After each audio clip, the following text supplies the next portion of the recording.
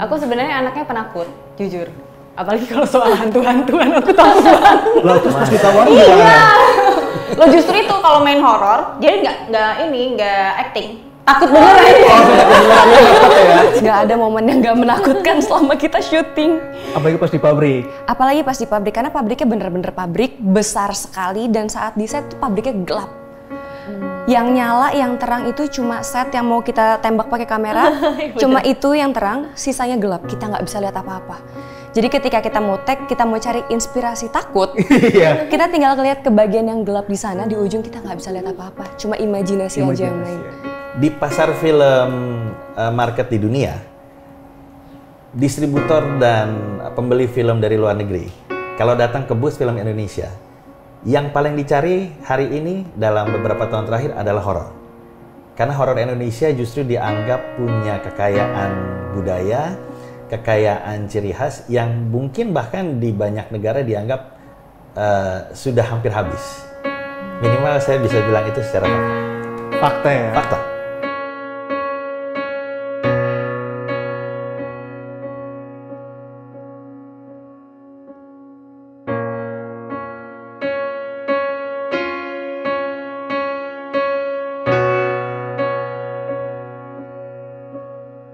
Halo Sobat Media Indonesia, jumpa lagi bersama saya Firmansyah dalam program Nunggu Sunset. Nah, program Nunggu Sunset kali ini edisi spesial. Kenapa? Karena kita syuting di bulan Ramadan, jadi kita penuh berkah pastinya. Dan kali ini kita kedatangan tamu spesial yang tak lain dan tak bukan adalah cast film Kodrat 2.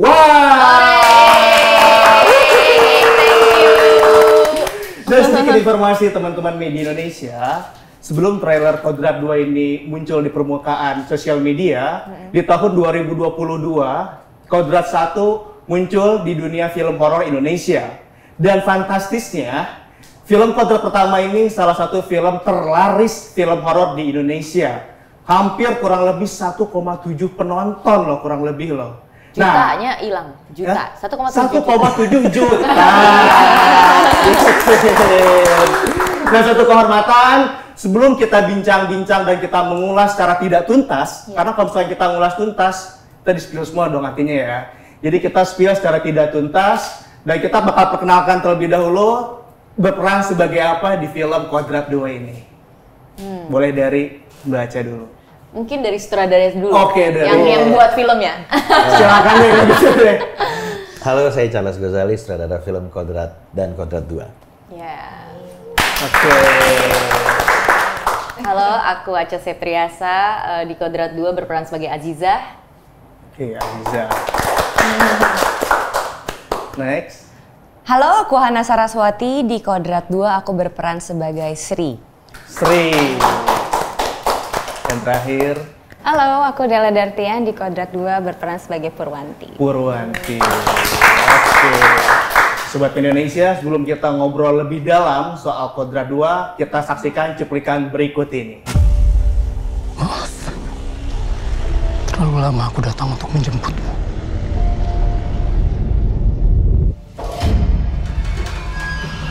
Aku yang seharusnya menjadi imam bagimu. Malah membiarkan dirimu sendiri menghadapi cobaan ini. Sombongan membuatku lupa bahwa sesungguhnya dunia ini hanyalah sebatas perhiasan.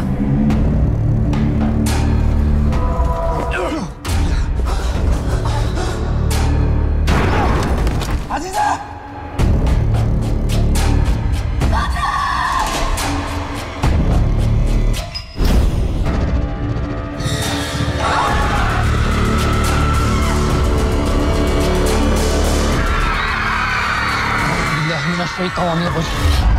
Bismillahirrahmanirrahim.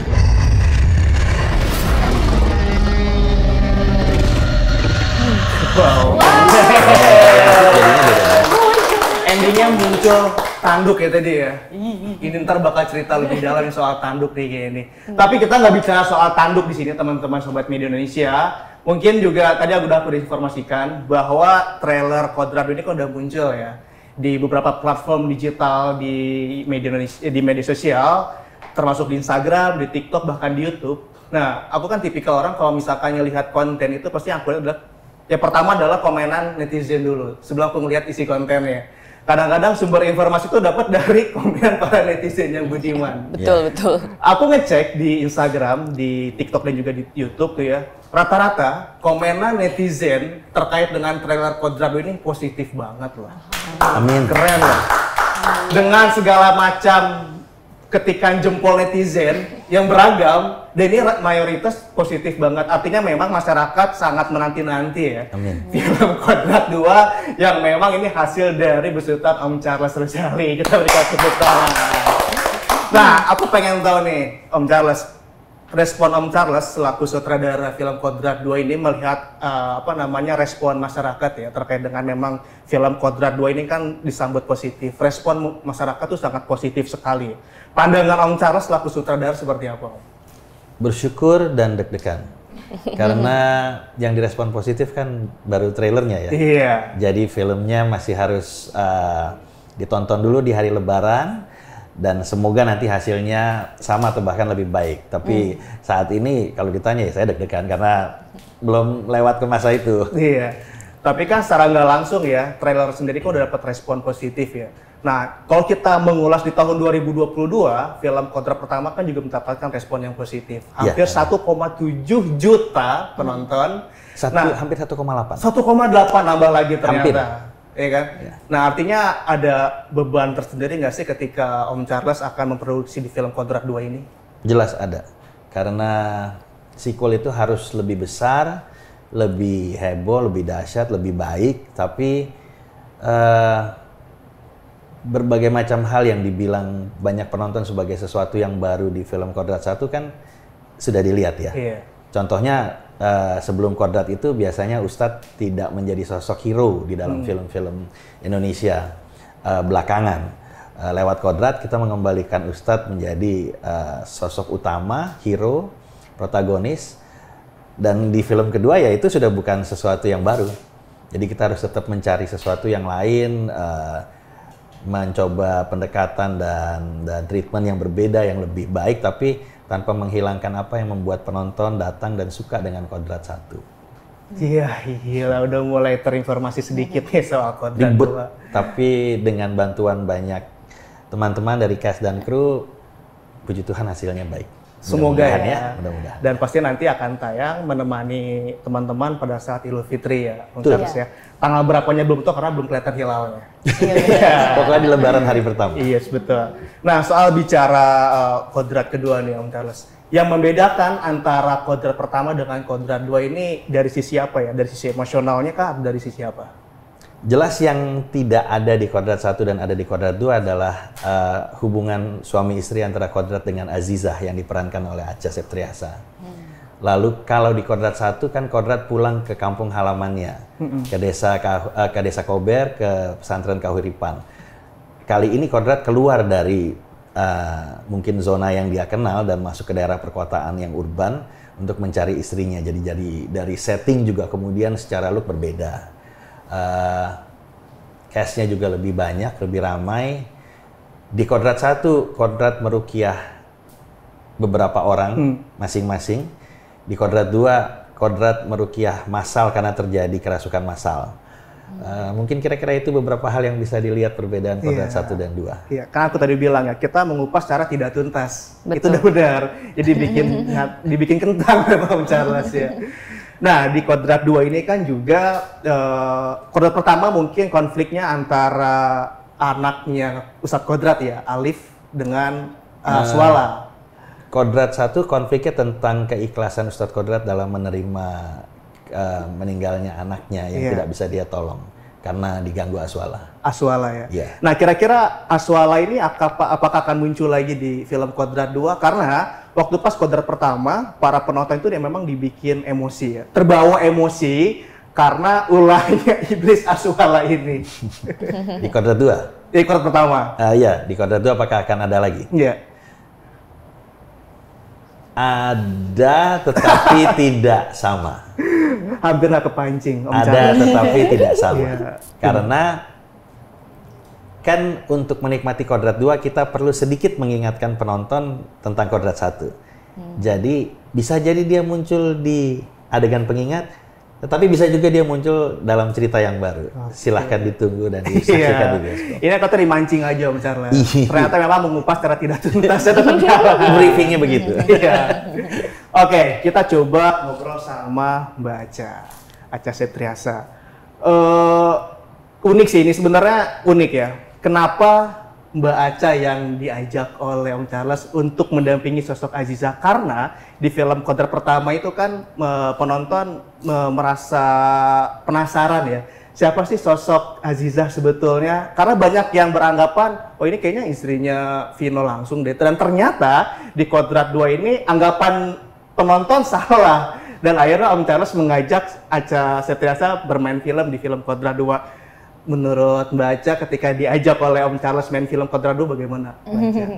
Iya, pertama-tama aku pengen sedikit ngasih tahu ke para penonton dan calon penonton film Kodrat 2 bahwa peran Marsha sama aku di sini bukan dua-duanya sebagai istri Vino Bastian atau Ustadz Kodrat ya. Jadi yang pertama itu Marsha Timothy Yasmin berperan sebagai Yasmin, dan dia memiliki anak yang kebetulan anaknya itu namanya sama seperti anaknya Ustadz Kodrat dan Aziza.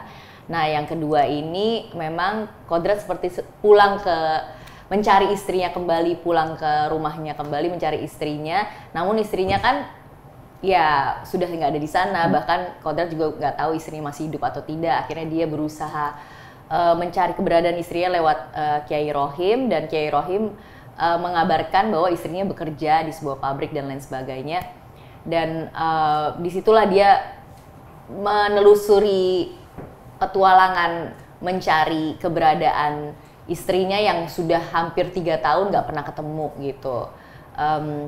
Waktu itu pas lagi di Australia, di Sydney, pastinya lagi hari-hari normal aja bekerja sebagai ibu rumah tangga, terus ditelepon sama Magma Entertainment sama Charles dikasih video, karena kan dia selalu kalau misalnya ngomong maunya nggak mau pakai WhatsApp atau diketik, maunya video atau voice note gitu. Biar enak, seringnya video. Jadi apaan nih tiba-tiba dikirim video gitu, panjang lagi 5 menit gitu. Ternyata ada ajakan bermain di film Kodrat 2. Terus aku pikir, Kodrat ada nih di Prime Video, dan kebetulan waktu itu kan emang pas di Jakarta. Emang ini kan nonton di XX1 juga. Jadi pas lagi itu ditawarin itu terus nonton ulang gitu. Dan ini mau mencari karakter Aziza, perasaan ada fotonya aja nih, tapi kayak gimana ya kira-kira karakternya belum dikasih tahu. Nah, 2 minggu setelahnya pada saat ditawarin itu pulang ke Jakarta, ya langsung lah diceritain tentang bahwa film Kodrat ini akan seperti apa dan akan mengambil segmen atau latar urban yang lebih city, yang lebih lebar gitu, yang lebih luas. Terus ya adegan-adegannya banyak action dan tetap horornya juga banyak gitu. Jadi yang paling PR adalah waktu itu memang harus melafalkan banyak ayat suci kan, karena kan ada adegan-adegan di mana si Aziza ini terenggut keimanannya oleh iblis dan dia berusaha bertaubat kepada Allah gitu. Oke. Berarti genre di film Kodrat 2 ini horornya udah pasti ada, religinya juga pasti ada ya, dan actionnya ada nggak? Ada. Nah, ngomongin soal religi, aku dapat bisikan dari orang, ternyata Mbak Acha ini ditawari Om Charles buat main film di Kodrat 2 pas ketika sedang sholat asar katanya. Iya. Religi langsung dapat loh itu loh. Berarti lagi berdoa ya kan, tapi nembusnya langsung ke Australia, padahal ada di Jakarta. Itu bener banget. Jadi mungkin ini udah jelas sih kalau Charles sudah tahu ceritanya, tapi mungkin penonton mau denger. Jadi waktu saya lagi sholat asar waktu itu, 10 menit setelah saya sholat dan berdoa, ya biasanya kan kita sholat aja, berdoanya suka nanti aja, tapi itu kebetulan lagi berdoa panjang lagi gitu. Terus berdoanya tuh soal karir sih, berdoanya soal aduh pengen deh main film lagi gitu. Tiba-tiba nelpon dia 10 menit kemudian, maksudnya ngirim video gitu kan. Terus Ca, ini kita semua lagi inget nama lu, satu meja lagi pada meeting, siapa yang ini meranin Aziza istrinya Kodrat. Terus Imron nyebut nama lu, ini nyebut nama lu, iya kenapa nggak kepikiran itu? Jadi, demi apa lu, gue baru aja berdoa. Jadi kayaknya itu jalur langit gitu. Jalur langit. Ya, gitu Artinya doa dari Mbak Cia didengar langsung sama Om Charles di Iya Jakarta. bener, kayak ada telepati gitu ya kita. Jangan-jangan kamu pas lagi sholat subuh lagi kan? Jangan-jangan ya diajakin. Enggak. Nah, berarti pas ketika diajak tawaran dari Om Charles langsung mengiyakan nggak? Atau misalkan mikir-mikir ya, gue mesti mikirin keluarga gue di Australia nih. Karena ini kan bakal proyek lama ya, jangka panjang. Ya soalnya jarang banget kan aku ditawarin film, terus mainnya sama Vino gitu, kayak pairingnya tuh, aduh pokoknya ini kayak filmnya udah kelihatan keren banget karena sisi cerita IP-nya IP yang besar, terus ini film horor, mix action dan juga ada sosok Ustadz Kodrat yang sudah sebagai hero kita kan di Indonesia ini. Jadi ketika ditawarin itu yang kebayang sama aku, oh ini produksinya bakal besar banget nih karena gak main-main dari segi eksekutif produsernya, ada beberapa PH yang ikut join, terus dari skripnya juga, awal baca skripnya juga udah kelihatan sangat kompleks dan pas pada baca skripnya itu jujur ya deg-degan karena akan seperti apa nih, karena ada adegan yang luar biasa unik, belum ada di film Indonesia, di film Kodrat ini gitu. Dipuji terus loh Om Charles. Amin. Nah, hal unik lagi, dan ternyata ketika Mbak Aca dihubungi oleh Om Charles, itu berarti 2 minggu setelah Mbak Aca nonton film Kodrat pertama. Yang kedua kali. Yang kedua kali malah ya kan? Apakah itu udah tanda-tanda kali ya? Itu bagian dari doa juga kali ya? Enggak, justru malah nontonnya kan di Jakarta pas lagi tayang Kodrat Oktober 2022. Tapi nonton ulang lagi itu setelah Charles bilang, lo nonton deh Kodrat. Dia pikir aku belum nonton, padahal aku sudah nonton. Cuma akhirnya karena ada kan udah secara internasional dirilis juga Kodrat satunya di beberapa platform di seluruh dunia gitu. Jadinya akhirnya Australia kebagian juga, makanya aku nonton lagi gitu. Itu pas lagi dihubungi. Iya. Nah, kalau main sama Vino kan udah beberapa kali ya. Nah, ini di film genre horor yang membedakan dengan film genre sebelumnya, duet dengan Vino seperti apa? Vino masih seru ya. Tapi kan dia sebenarnya sebagai ustadz Profesional. ya? Profesional. Orangnya, ya Vino itu dia karakter, untuk menciptakan karakter tuh kuat banget gitu sebagai pemain.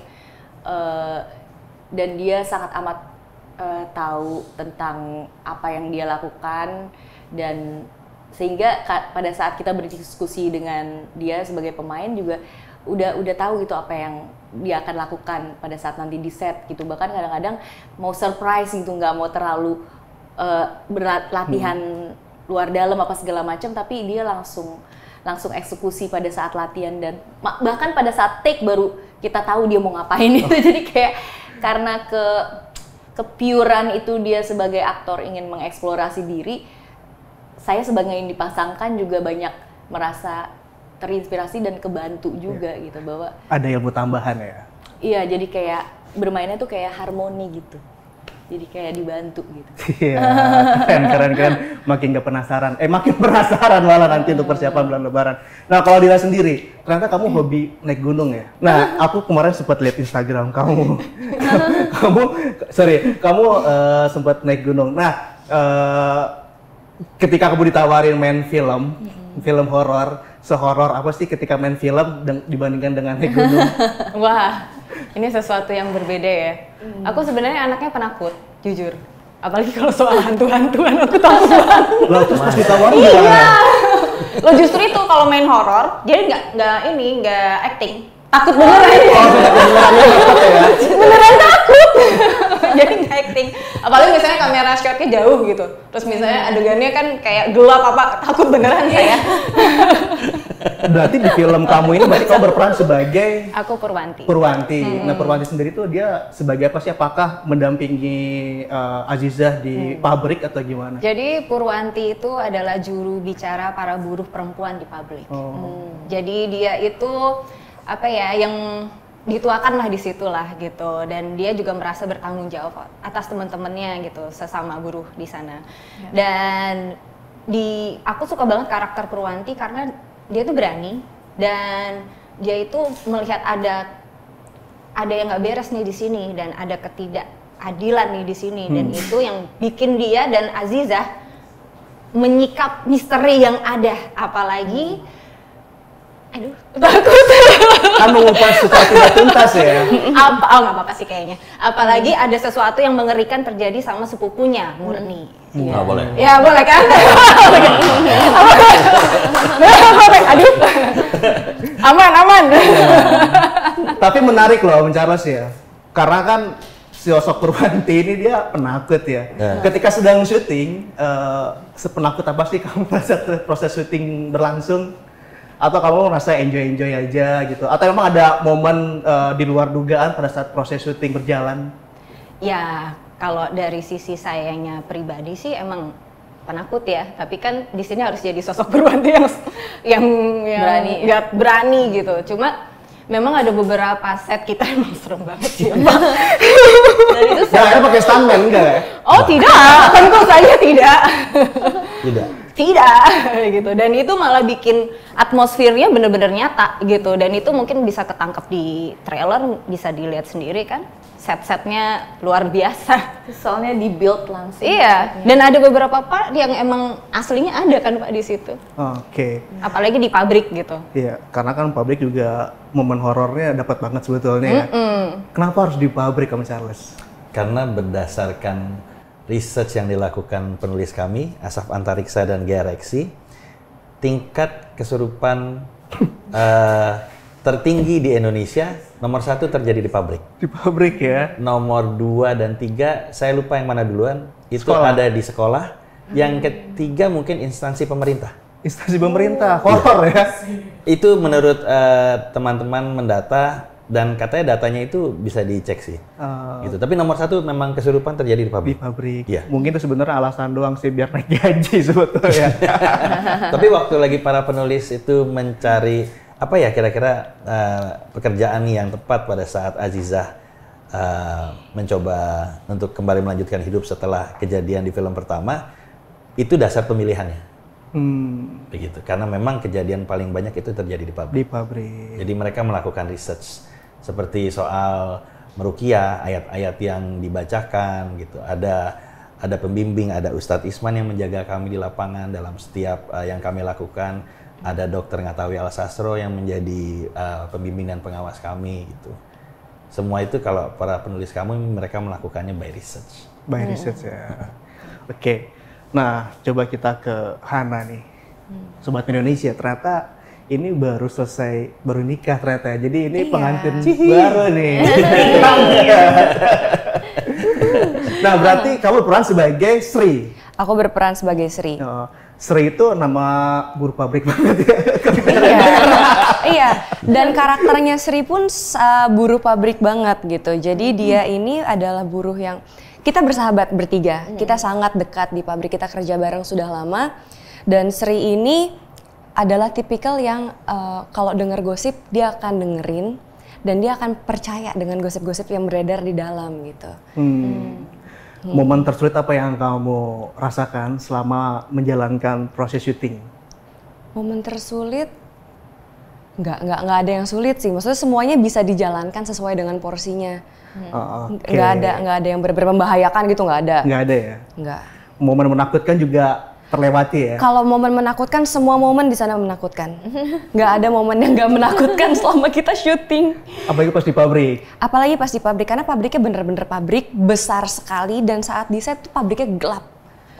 Yang nyala, yang terang itu cuma set yang mau kita tembak pakai kamera, cuma itu yang terang, sisanya gelap, kita nggak bisa lihat apa-apa. Jadi ketika kita mau tag, kita mau cari inspirasi takut, kita tinggal ngeliat ke bagian yang gelap di sana, di ujung kita nggak bisa lihat apa-apa, cuma imajinasi aja yang main. Serem, semuanya serem. Itulah para pemain pilihan dari Om Charles memang benar-benar profesional dan top markotop banget ternyata Om Charles nih. Nah, sebenarnya Om, aku sangat tertarik buat banyak nanya hal ya ke Om Charles ya. Sebenarnya dari sisi Om Charles ketika mencari pemain ya, itu memang ada syarat tertentu nggak sih sebetulnya dari aspek apa sih gitu kan? Tadi dari penakut, udah mencoba untuk meyakinkan hal ini bisa lo jalanin seperti itu. Saya itu datang ke industri ini secara otodidak. Jadi saya nggak sekolah film, malah belakangan baru baca literasi buku-buku film untuk nambah ilmu.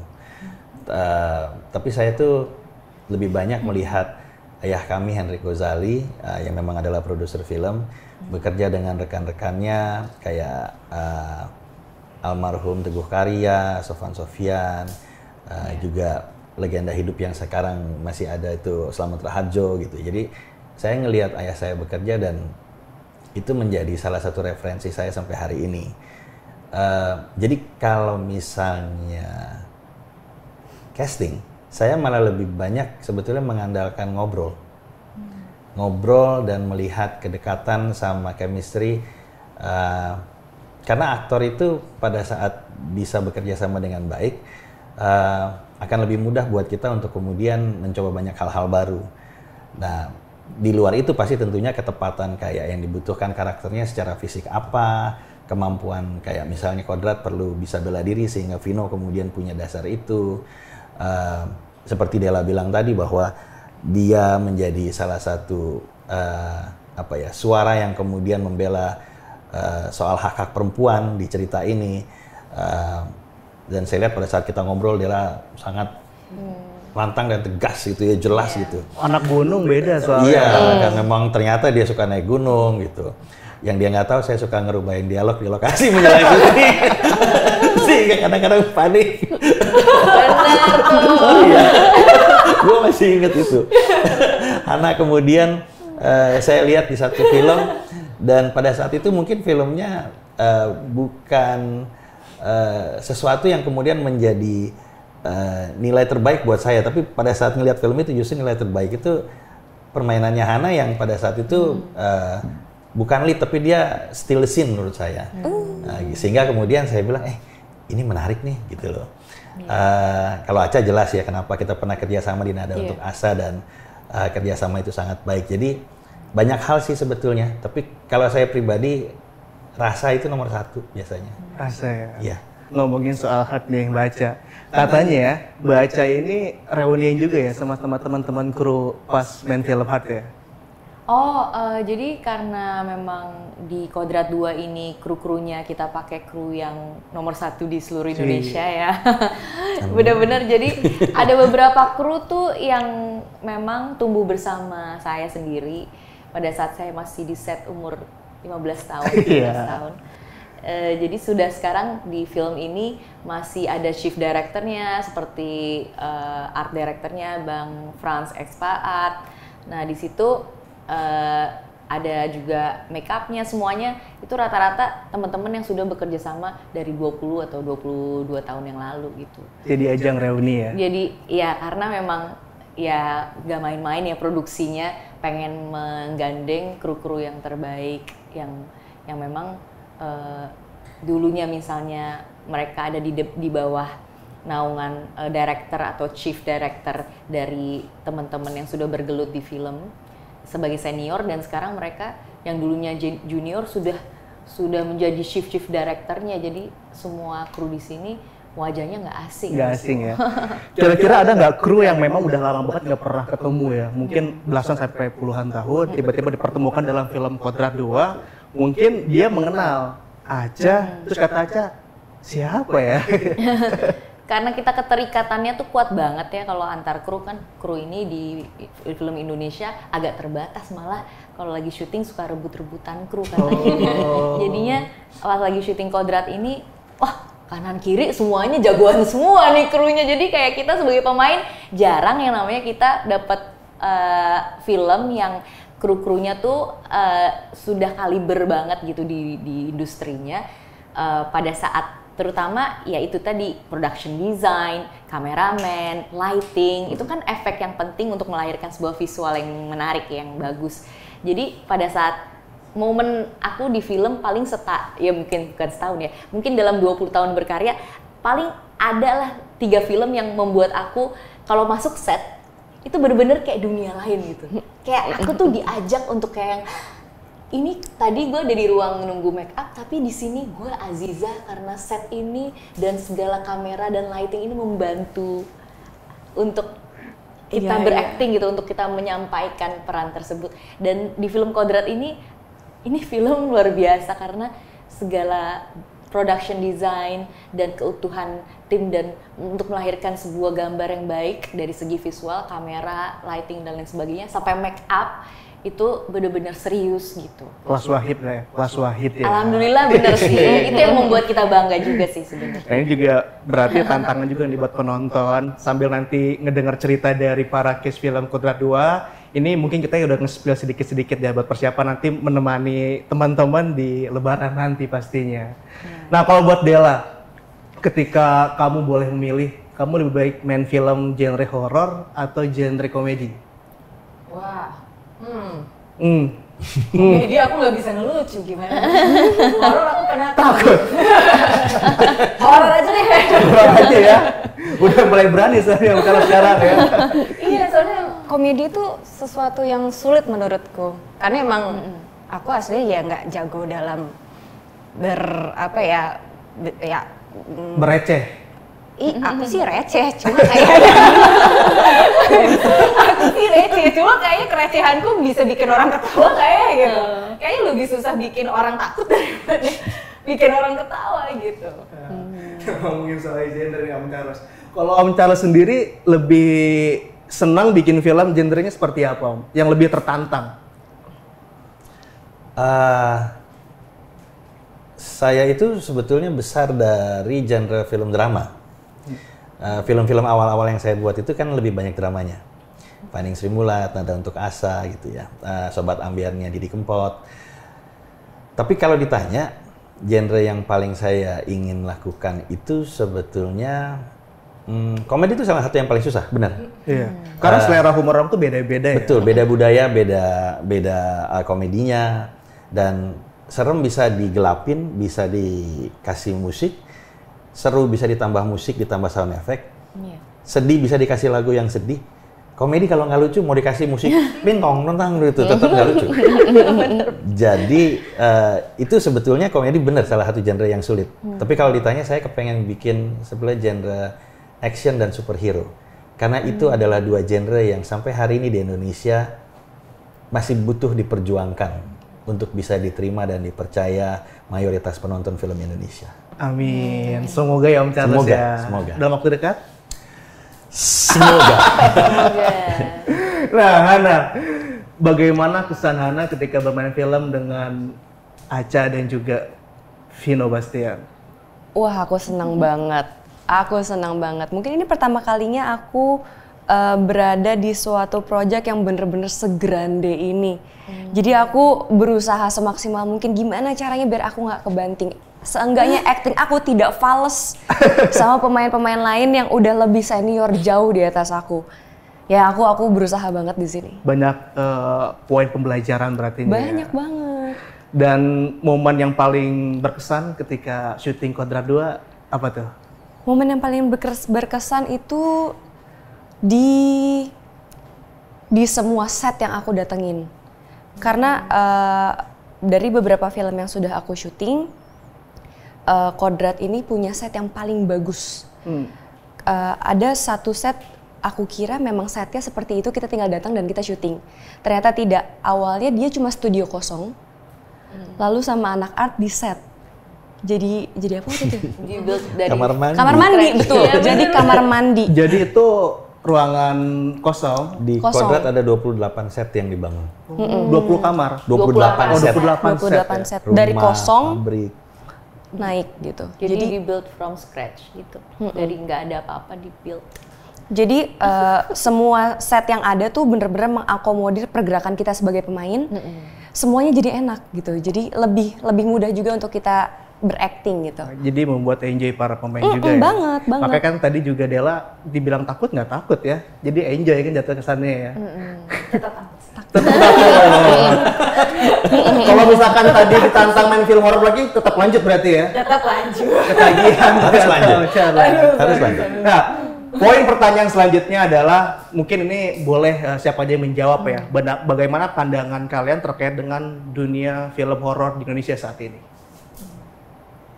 Silakan siapa ya? Nggak berani nih sebagai kreator. Kalau saya ditanya, saya akan bilang begini. Di pasar film market di dunia, distributor dan pembeli film dari luar negeri, kalau datang ke bus film Indonesia, yang paling dicari hari ini dalam beberapa tahun terakhir adalah horor. Karena horor Indonesia justru dianggap punya kekayaan budaya, kekayaan ciri khas yang mungkin bahkan di banyak negara dianggap sudah hampir habis. Minimal saya bisa bilang itu secara fakta. Fakta ya? Fakta. Karena memang jumlah jenis-jenis hantu di Indonesia beragam. Luar biasa. Itu yang bikin memang dunia horor di Indonesia tuh lebih bervalue ketimbang mungkin di negara lain ya. Ya, tapi kalau dia cuman beragam tapi kualitas juga tidak baik kan nggak bisa dinikmati ya.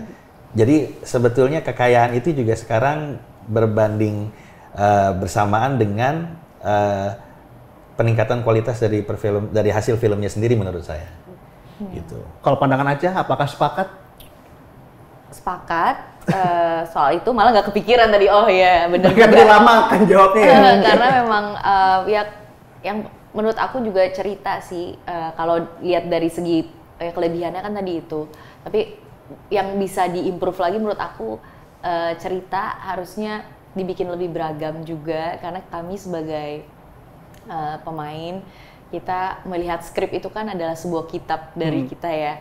Pengennya kalau dari skripnya itu bisa lebih banyak yang bisa diceritain tentang culture di Indonesia, terus bisa mengangkat berbagai budaya Indonesia lebih dalam lagi. Sebenarnya ada keberagaman lah gitu dari segi cerita yang bisa diangkat untuk film-film Indonesia. Dan untuk genre horor saya yakin banyak yang harusnya bisa dieksplor gitu secara karakter.